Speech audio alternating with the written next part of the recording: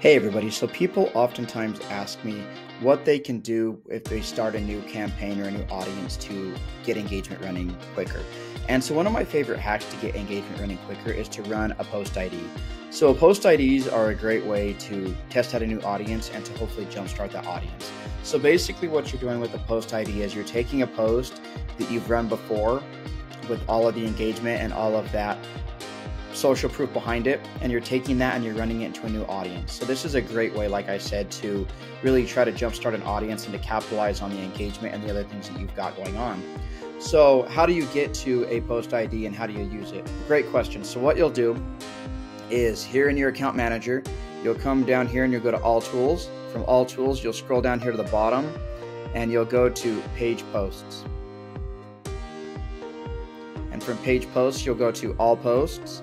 Right here is where it shows all of the posts that you have. And this right here is your post ID. So you just copy that number, and this shows, like I said, all the posts that you've run before, and you can just copy that number right here and plug it into an ad. So the way that you would do that is like this, that you would come here, you'd go to Ads Manager, and we'll go to Big Leap right here. And so what we'll do is we'll come in here, we'll go to Ad Set for Campaign, we'll come in here and we'll go to Edit. And then what you do is when you're getting ready to launch your new ad, you just go into the ad, and under here, under Ad Setup, instead of going to Create Ad, you go to Use Existing Post. And then once you have existing post, it's going to ask you to go ahead and put in the post ID number. Enter the post ID right here, you enter the post ID right here, and it'll automatically pull in all of your engagement and everything right there.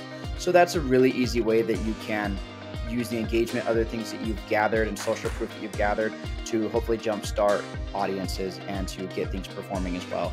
So if you have any questions, please let me know. I hope you find this video useful, and I'll talk to you on the next one. Thanks, bye.